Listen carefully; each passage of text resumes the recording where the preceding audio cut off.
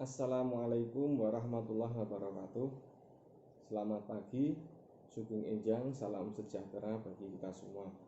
Selamat pagi bagi khususnya anak-anak kelas 10 farmasi dan keperawatan SMK Kesehatan Binatama. Semoga kita senantiasa diberikan kesehatan dan semangat dalam belajar. Bagaimana kabarnya? Semoga anak-anak selalu sehat, tetap semangat, dan jangan lupa ya, selalu kita ingatkan bahwa kita harus selalu taat terhadap protokol kesehatan. Tidak lain tujuannya adalah untuk kesehatan kita sendiri, kita pribadi, dan juga kesehatan orang-orang yang kita sayangi, teman-teman kita semua. Dan kita berharap, kita berdoa semoga wabah pandemi ini segera selesai, segera berakhir, sehingga kita bisa beraktivitas seperti biasa, bisa bertatap muka, bisa bertemu dengan Pak Guru, Bu Guru, bisa bertemu dengan teman-teman kita, bisa bergaul dengan seperti biasanya. Tetapi kita memang saat ini masih tetap harus bersabar. Semoga dengan kesabaran kita ini insya Allah nanti kita akan dimudahkan. Baik anak-anak sekalian, ada pepatah ya, tawon madu ngisep sekap, golek ilmu kudu sabar ya. Kenapa sabar? Ya kita masih dalam masa pandemi, belum bisa bertatap muka secara langsung. Tetapi biarpun belum bisa bertatap muka secara langsung, saya harap biarpun kita masih menggunakan video jarak jauh, tetapi mudah-mudahan tidak mengurangi substansi hal-hal yang dianggap penting dari pelajaran yang nanti akan kita bahas bersama-sama. Oke, anak-anak, kemarin anak-anak semuanya sudah melaksanakan ulangan harian. Saya atau Bapak mengapresiasi ya, anak-anak semua yang sudah berusaha untuk mengerjakan dengan sebaik-baiknya. Mengapresiasi bagi anak-anak yang sudah mendapatkan nilai yang baik. Banyak yang sudah mendapatkan nilai sempurna, nilai 10 atau nilai 100. Tetapi bagi teman-teman atau anak-anak ya, yang nilainya masih belum maksimal, masih belum baik, jangan berputus asa ya, tetap harus semangat dalam belajar. Kemarin saya senang, Bapak senang sekali. Kenapa? Karena ada beberapa teman yang merasa belum puas. Pak, saya nilainya masih rendah, mau ulangan lagi, mau perbaikan lagi. Boleh tidak, Pak? Boleh sekali ya, karena dengan semangat itu ya, itu sudah merupakan wujud nilai yang baik dari saya ya. Sehingga intinya anak-anak tetap harus semangat. Kalau malas-malasan ya itu yang nilainya tidak maksimal itu ya. Jadi saya harapkan anak-anak semuanya selalu berusaha belajar. Karena apa? Belajar adalah kewajiban. Belajar adalah bentuk dari ibadah. Apapun ilmu yang kita pelajari, selama itu baik, insya Allah itu sudah bernilai ibadah, bernilai pahala bagi kita. Oleh karena itu, jangan sampai kalian tidak belajar menyia-nyiakan waktu. Ya, karena waktu nanti akan dimintai pertanggungjawaban. Oleh karena itu, mari kita manfaatkan waktu ini dengan sebaik-baiknya. Pada beberapa waktu yang lalu, kita sudah belajar materi banyak sekali tentang getaran dan gelombang. Nah, untuk kali ini, sekarang kita belajar hal yang baru ya. Biarpun beberapa waktu yang lalu sudah Bapak sampaikan intronya ya. Nah, kita sekarang akan belajar tentang prinsip dari fluida. Fluida kemarin ada berapa macam? 2 macam, statis dan dinamis. Nah, kali ini kita akan belajar fluida statis, yaitu penerapan hukum Pascal ya. Diingat-ingat penerapan hukum Pascal. Kira-kira anak-anak sudah tahu belum? Atau sudah pernah dengar belum? Hukum Pascal itu seperti apa? Atau Pascal itu orangnya seperti apa toh Pak, kok namanya Pascal? Manfaatnya apa toh Pak kita belajar hukum Pascal? Nah, hal ini yang nanti akan kita diskusikan bersama-sama. Nah, nanti di akhir saya harapkan atau tujuan kita belajar supaya kita bisa mengetahui prinsip dari hukum Pascal itu seperti apa, kemudian bisa digunakan dalam aplikasi atau alat-alat apa saja sehingga kita bisa tahu manfaatnya, mempermudah pekerjaan kita ya. Itu. Nah, nanti di akhir nanti akan Bapak berikan sebuah tugas proyek membuat alat sederhana sesuai dengan prinsip hukum Paskal. Tidak sulit ya, bukan sangat mudah, tetapi perlu ada kemauan, karena ini sederhana saja supaya kita bisa membuktikan, oh ternyata prinsip hukum Paskal itu seperti ini toh. Saya tahu, karena saya tahu berarti saya paham. Itu ya anak-anak. Nah, ini sedikit intro atau permulaan. Nah, nanti Bapak akan menyampaikan sebentar lagi melalui media PowerPoint. Saya harapkan anak-anak bisa mengikuti materi fisika pada pagi hari ini dengan PowerPoint, yaitu fluida statis penerapan hukum Paskal dengan baik. Mari kita ikuti bersama-sama. Baik anak-anak, mari kita masuk ke materi inti, yaitu fluida statik dan fluida dinamik. Jadi fluida kemarin sudah Bapak sampaikan, yaitu berupa zat cair ya atau zat gas, intinya zat alir, zat yang bisa mengalir. Nah, di sini dibedakan menjadi dua macam, yaitu fluida statis dan fluida dinamis. Kalau statis itu masih fluida atau zat alirnya itu masih diam, kemudian kalau dinamik itu sudah bergerak ya.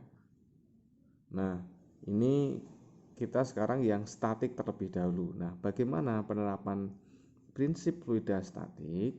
Nah, kita melihat dari prinsip hukum Paskal ya. Jadi nanti kita akan belajar bagaimana sejarah hukum Paskal, definisinya apa, bunyinya apa, dan yang terpenting adalah penerapannya yang seperti apa ya. Nah, yang pertama untuk sejarah hukum Paskal. Nah, Paskal ini adalah seorang ilmuwan dari Prancis. Ya, orang Prancis zaman dulu ya modelnya seperti itu. Kalau ilmuannya itu adalah anak muda zaman now, seperti Anda semuanya, anak-anak semuanya ya pasti lebih cakep, pasti lebih ganteng daripada foto yang di sini. Nah, dia atau Paskal ini ya sejarahnya itu dia sebenarnya dulu sakit. Nah, ketika sakit itu ketika menjalani pengobatan dia menemukan teori saat melakukan eksperimen. Jadi tidak sengaja hanya bermain-main dengan air. Banyak ilmuwan itu sebenarnya tidak sengaja. Seperti ada Newton. Ya, Newton itu ya juga hanya duduk-duduk di taman, ya. Ketika duduk-duduk ada buah apel yang jatuh. Nah, dia berpikir kenapa bisa jatuh. Beda dengan kita mungkin kalau kita itu lihat apel jatuh, bagaimana kita cepat-cepat supaya bisa ngambil apel tersebut. Nah, itu bedanya kita dengan ilmuwan, para ilmuwan dulu itu nggih. Itu sejarahnya. Nah, definisi dari hukum Paskal ini adalah salah satu hukum yang dalam ilmu fisika yang berhubungan dengan zat cair dan gaya-gaya yang ada padanya. Jadi pasti ini ada hubungannya dengan zat cair atau zat alir dan dengan gaya-gaya yang muncul pada zat cair tersebut. Seperti apa Pak? Mari kita ikuti selanjutnya. Nah, yang terpenting yaitu dalam kotak itu ya. Nah, jika dalam suatu zat cair di ruang tertutup diberikan gaya tekanan, maka tekanannya akan diteruskan ke segala arah sama besar. Jadi ada dua di sini titik beratnya, ke segala arah dan sama besar. Percobaan ini pertama kali ditemukan atau dilakukan oleh Blaise Pascal. Jadi hukum Pascal itu nama lengkapnya Blaise Pascal. Udah jauh tahun 1600 sekian ya, jadi udah 300-400 tahun yang lalu, sudah lama sekali. Kemudian dihasilkan hukum Paskal yang bunyinya tekanan yang diberikan pada zat cair ya dalam ruang tertutup diteruskan sama dan ke segala arah. Jadi titik poinnya dua di sini, sama dan ke segala arah. Nah, anak-anak nanti bisa melakukan percobaan sederhana ya. Ada sebuah balon misalnya, balon itu ditiup ditiup, tapi balon yang enggak tebal ini ya. Kemudian di beberapa titik itu diberi lubang.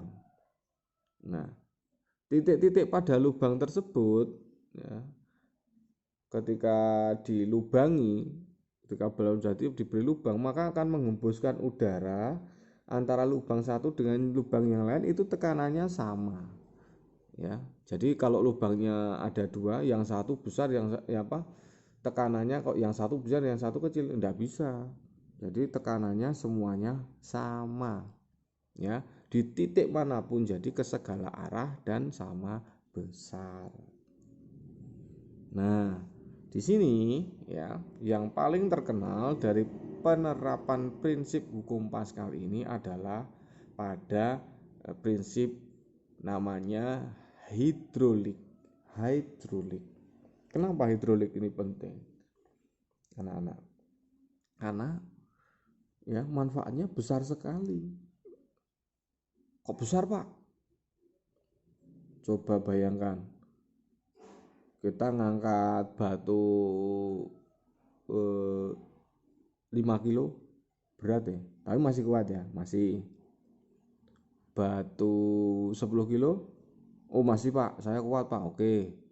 20 kilo, oh saya masih kuat Pak, oke. Coba kalau batunya itu lebih dari 200 kilo, kuat apa tidak?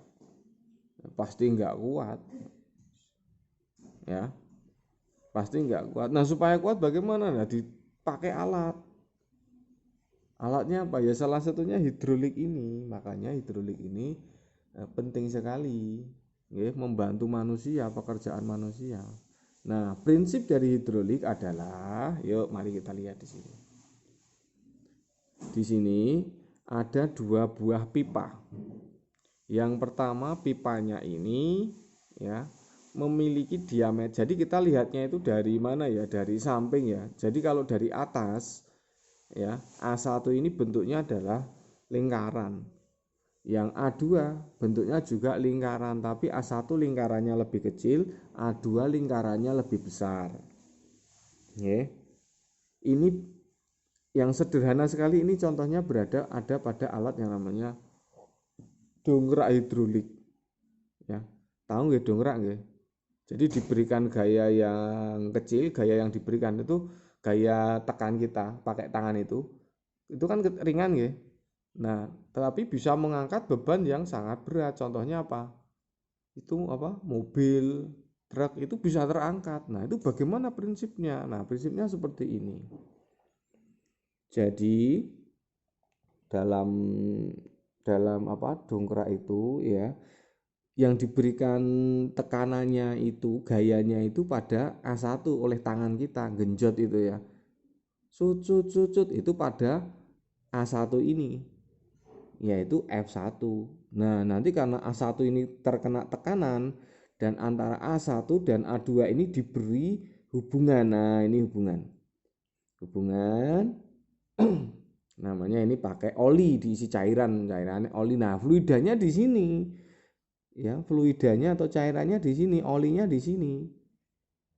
Nah, nanti akan menghasilkan gaya tekan ke atas pada diameter yang besar atau A2, nanti menghasilkan gaya yang jauh lebih besar, sehingga apa?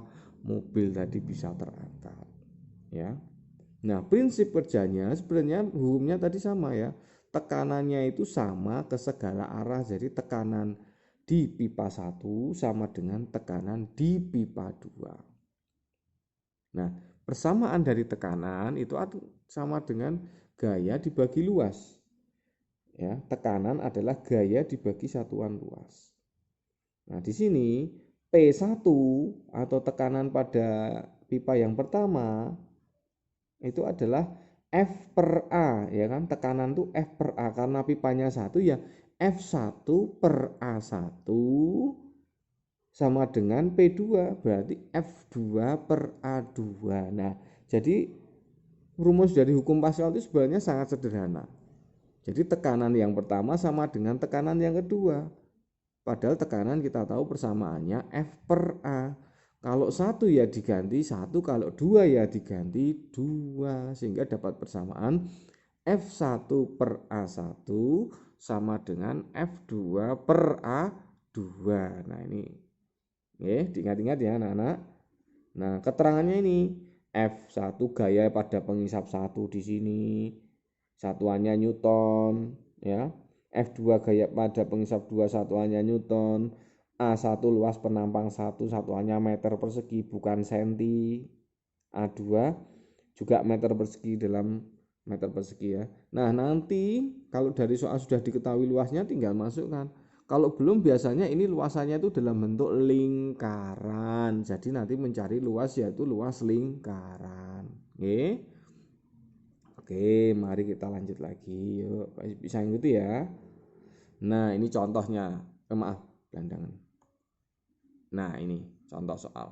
Contohnya satu saja, nggak usah banyak-banyak. Tapi pelan-pelan karena soalnya perlu ketelitian.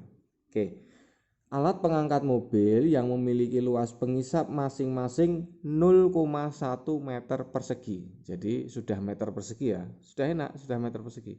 Dan satu lagi 4 kali 10 pangkat negatif 4 meter persegi. Ini juga sudah meter persegi. Digunakan untuk mengangkat mobil seberat 2 kali 10 pangkat 4 Newton. Berapakah besar gaya yang harus diberikan pada pengisap kecil? Pak, saya tuh kalau lihat angka-angka pakai pangkat ini sudah pusing ya Pak. Jangan pusing, hidup sekali kok pusing. Yo biarin pangkat, yo pangkat, nggak masalah ya kan. Jadi jangan pusing dulu, jangan takut dulu, cuma angka kok. Nah yo kita terjemahkan ya. Nah dari prinsip hukum Pascal itu tadi apa? F1 per A1 sama dengan F2 per A2 ya. Ini prinsipnya ini. Sebelumnya yang sudah kita ketahui kan ini ya kan, tinggal nyalin saja plek, sudah tidak ganti karena sudah meter persegi semua, mudah. Nah yang ditanyakan apa?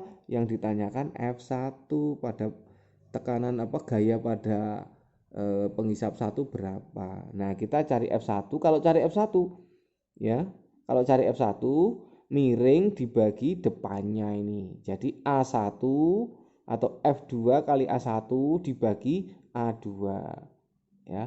Kalau nyari F1, F2 kali A1 dibagi A2. Pak, kalau soalnya nyari F2 bagaimana? Nyari F2 ya tinggal F1 kali A2 bagi A1 gitu nggih, nggak usah bingung ya. Nah, itu hal sepele loh, sederhana loh ya, nggak usah bingung. Jadi F1 sama dengan F2 kali A1 per A2. Kita masukkan angka-angkanya. Apa adanya saja ya. 2 F2-nya berapa itu? 2 kali 10 pangkat 4. Yuk masukkan aja. A1 4 kali 10 pangkat negatif 4. Yuk masukkan saja. Dibagi A2-nya, A2-nya 0,0 Pak, enggak apa-apa. Masukkan saja di situ. Ya. Nah, kalau sudah bagaimana? Ya kita hitung. Kita hitung yang angka-angkanya dulu. Pangkatnya enggak usah dilihat, nanti malah pusing ya. Oke. Nah, ini coba. 2 kali 4 berapa? 8 ya toh. Nah 8 dibagi 0,1. Dibagi 0,1. 0,1 kan 1/10 ya. Jadi kalau dibagi 1/10 sama dengan dikali tapi dibalik. Sama dengan 8 dibagi 1/10 sama dengan 8 dikali 10/1 atau hasilnya 80 ya. Terus pangkatnya bagaimana Pak? Kalau pangkat itu dikali berarti pangkatnya itu dijumlah. Ini kan pangkat 10 pangkat 4-nya di sini kan dikali dengan 10 min 4-nya di sini. 10 pangkat 4 dikali 10 pangkat negatif 4 sama dengan pangkatnya dijumlah. 4 ditambah negatif 4 itu hasilnya berapa? 0 Pak. Lah iya 0 betul. 10 pangkat 0 itu berapa? Nah angka berapapun kalau pangkatnya 0 kan sama dengan 1. 80 dikali 1 ya ketemunya 1. Berarti hasilnya berapa? 80. Nggih. Nah, hal apa yang kita perlu cermati di sini? Coba ini. 2 kali 10 pangkat 4 itu berarti nilai 4 ya. Berarti 2 kali 10.000, 20.000. Gaya yang dihasilkan 20.000. Padahal gaya yang diberikan itu hanya 80 loh. Ya, kecil. Berarti dengan gaya yang diberikan kecil dapat hasil yang sangat besar. Nah, itu prinsipnya hukum Pascal ya. Nah, manfaatnya apa sekarang? Coba yuk kita lihat bersama-sama. Banyak. Dongkrak hidrolik tadi, mesin hidrolik pengangkat mobil, ada sfigmomanometer atau pengukur tensi. Ini kesehatan loh, penting loh ya, tensi, mengukur tensi darah. Kemudian ada rem hidrolik, ada pompa hidrolik, ada alat pres hidrolik, ada dump truck, ada ekskavator. Nah, mari kita lihat aplikasinya satu persatu ya. Nah, yang pertama ini dongkrak hidrolik. Dongkrak kan ada dongkrak hidrolik, ada yang tidak hidrolik ya. Ini yang hidrolik. Nah, hidrolik itu apa? Yang di situ nanti ada cairannya, terus kemudian ada pipanya ya. Jadi pipa yang putih itu loh ya, yang keluar ketika digenjot kan nanti keluar putih. Nah, ketika itu namanya hukum Pascal, itu pakai prinsip hukum Pascal di situ ya. Nah, itu contohnya yang pertama hidrolik. Saya lanjut aja ya. Nah, ini prinsip dongkrak hidrolik ini. Jadi anak-anak ya, kita itu genjotnya itu ini. Jadi genjot naik turun ya ini, naik turun.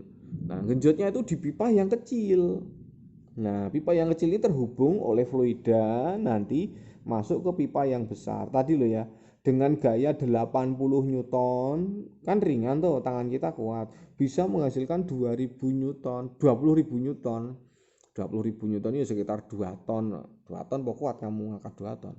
Nggak kuat. Makanya ini jangan, luar biasa ini. Pascal ini ya. Sangat cerdas sekali. Nah ini kalau contohnya ketika di alat tempat itu cucian mobil itu, Pak, kenapa itu mobil kok bisa diangkat, Pak? Ayo, pernah berpikir tidak? Harus kritis loh ya. Kita berpikir kritis. Bisa diangkat, ngangkatnya bagaimana coba nanti kalau kamu ke cucian mobil lihat itu yang angkat bagaimana? Dia kan hanya menyalakan keran kecil ya, keran kompresornya itu loh, kecil ya. Kecil itu kan yang di pipa kecil ini, tapi dia bisa mengangkat mobil yang sebesar itu. Oke.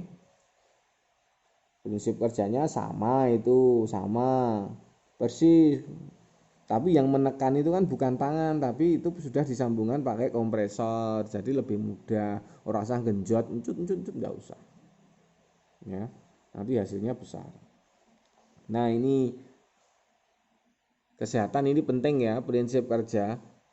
Tensi itu namanya sfigmomanometer. Sfigmomanometer adalah alat kesehatan yang berguna untuk mengukur tekanan darah. Bagaimana caranya?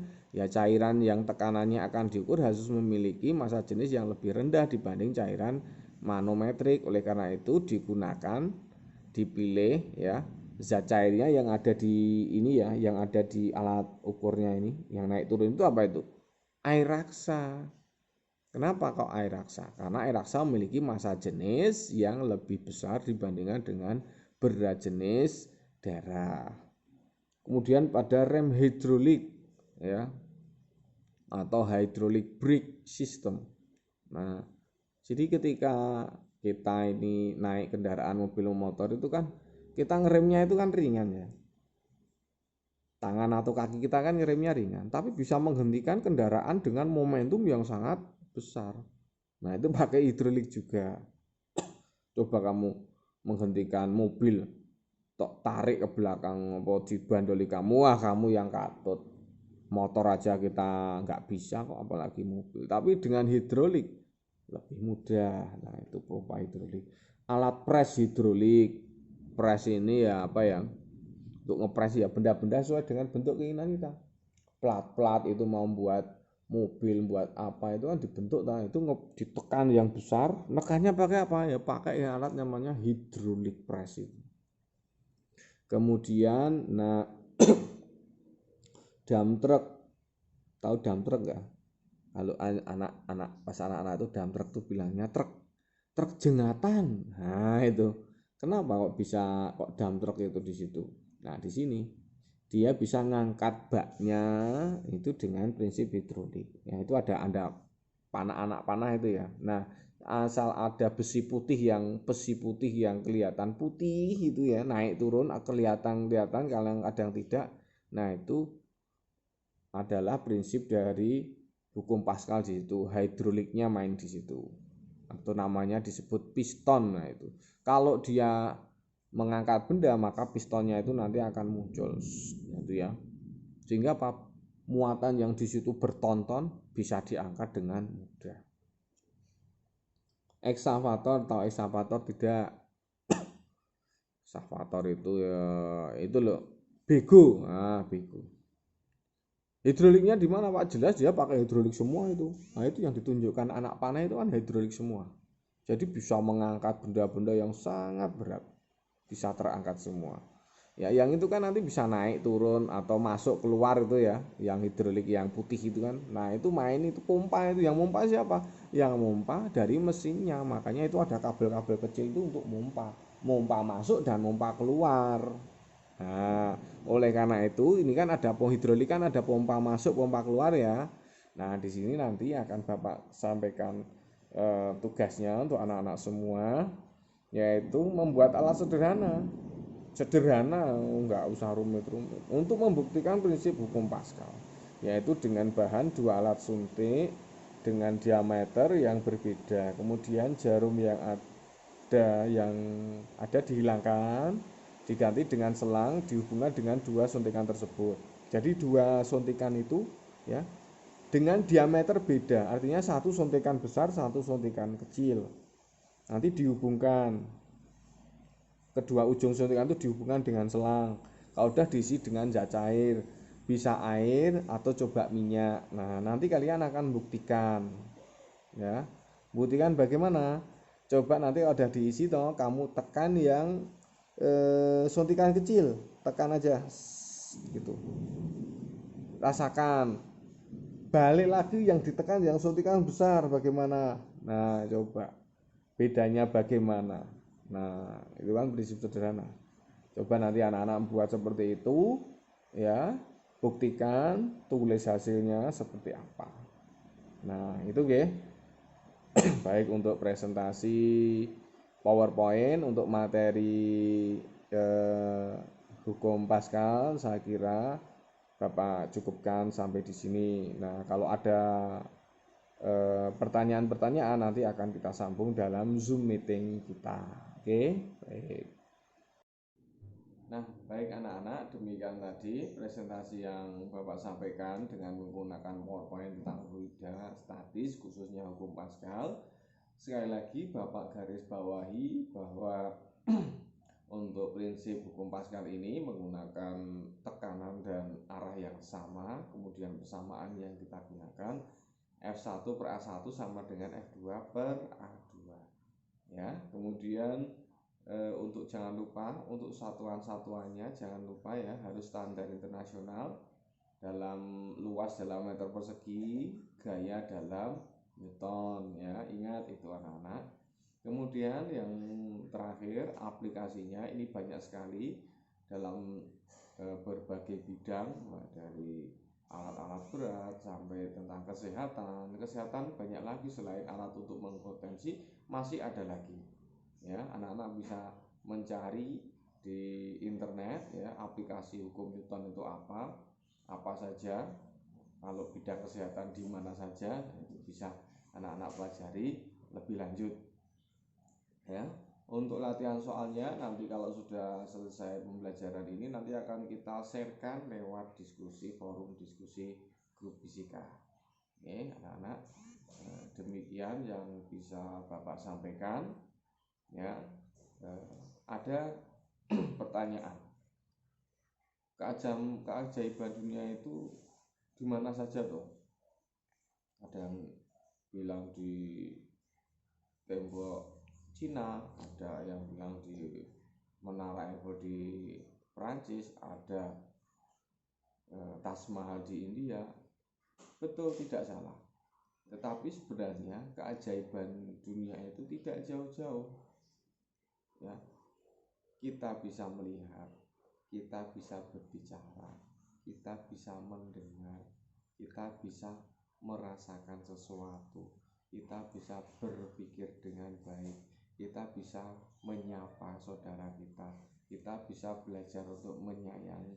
Itu termasuk keajaiban dunia. Oleh karena itu tidak usah jauh-jauh, mari kita syukuri apa yang sudah dianugerahkan dengan cara apa? Berbuat sesuatu dengan sebaik-baiknya, memanfaatkan sesuatu dengan sebaik-baiknya pula, dengan cara anak-anak bisa menjadi pelajar yang baik, bisa menjadi kebanggaan bagi diri kalian, orang tua, sekolah, dan masyarakat. Demikian yang bisa Bapak sampaikan. Kalau ada kurang lebihnya Bapak mohon maaf. Saya akhiri. Terima kasih. Assalamualaikum warahmatullahi wabarakatuh.